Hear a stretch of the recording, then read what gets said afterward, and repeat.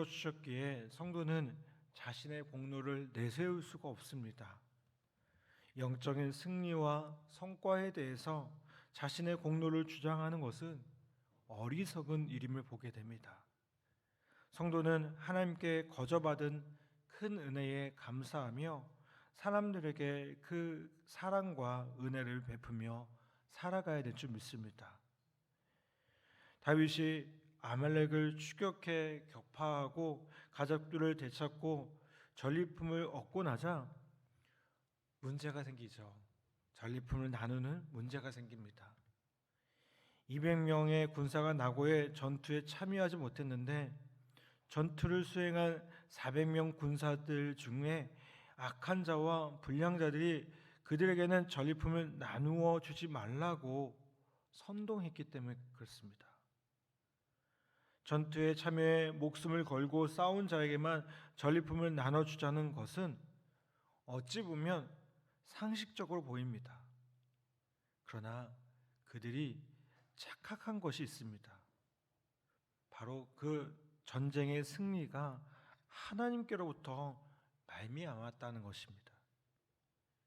그들에게는 하나님의 역사를 보는 믿음이 없었기에 전투를 승리로 이끈 자신들만이 전리품을 차지해야 된다고 주장했던 것입니다. 그러나 다윗은 여호와께서 자신들을 보호하시고 대적들을 자신들에게 넘기셔서 거둔 승리므로 전리품은 전투에 참여한 자나 참여하지 못한 자나 동일하게 나누라고 지시합니다. 다윗의 이러한 결정은 이스라엘의 율례와 규례가 되게 됩니다. 다윗은 또한 왕래하던 유대의 장로들에게도 전리품을 선물로 보냅니다. 이는 하나님이 주신 승리에 대한 감사와 기쁨을 많은 사람들과 함께 나눔으로 하나님께 영광을 돌리는 행위임을 보게 됩니다. 다윗이 이러한 판단과 결정을 할 수 있었던 것은 하나님의 은혜로 승리를 거두었다는 그 믿음에서 나온 것임을 보게 됩니다. 하나님이 주신 선물이므로 하나님의 백성과 함께 기쁨에 동참하고 자신의 공로를 주장하지 않는 겸손한 자세를 취했던 것입니다. 여러분, 이런 믿음 없이 인간적인 판단과 주장을 하는 자들에 대해 본문은 악한 자, 불량한 자라고 묘사합니다. 여러분, 성도는 구원과 승리가 자신의 공로가 아니요 온전한 하나님의 은혜임을 기억하며 그 은혜를 함께 나누어야 될 줄 믿습니다.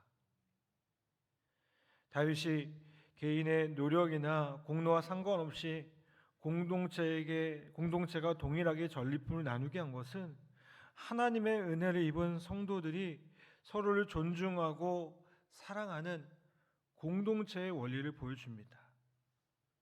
여러분, 성도는 하나님의 은혜로 구원받은 자들이고요. 교회는 이러한 성도들의 유기적인 공동체입니다. 그러므로 성도들이 모인 교회는 세상과 달리 서로 사랑하며 하나님의 은혜를 서로 나누는 특별한 공동체입니다. 여러분, 이런 모습이 가장 분명하게 나타났던 것이 바로 초대교회였습니다. 초대교회 성도들은 자기의 소유를 자기 것이라고 주장하지 않고요, 하나님이 베풀어 주신 은혜의 선물이라고 믿었습니다. 그래서 자신의 소유를 사도들 앞에 내놓아서 가난한 지체들에게 나누어 주게 했습니다. 소유욕이라는 인간의 본성을요, 성령님께서 강하게 제어하심으로 나눔과 사랑의 공동체를 이룰 수 있었던 것입니다. 여러분, 성도는 무엇보다 구원의 은혜를 거저받았으므로 예수를 믿지 않은 사람들에게 구원의 은혜를 나누어야 하는 사명을 받았습니다. 하나님은 한 사람이라도요 더 구원받기를 원하고 계십니다. 그래서 예수님은 승천하시면서 모든 민족에게 복음을 전하라는 지상 명령을 모든 교회와 성도들에게 주셨습니다.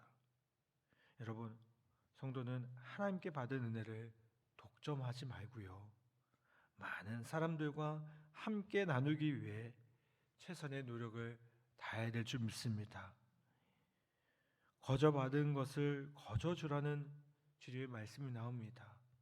이것은 하나님의 은혜를 입은 성도의 사명을 의미합니다.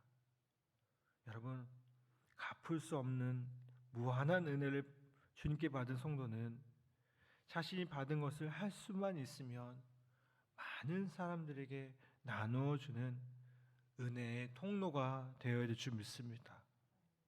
여러분, 이 하나님의 놀라운 은혜가 더 많은 이에게 전해지고 또 그 은혜로 세워지는 귀한 은혜가 있기를 간절히 바랍니다.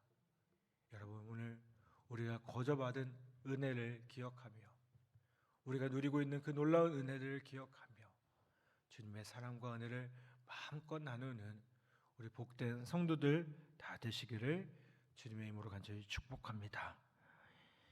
이 시간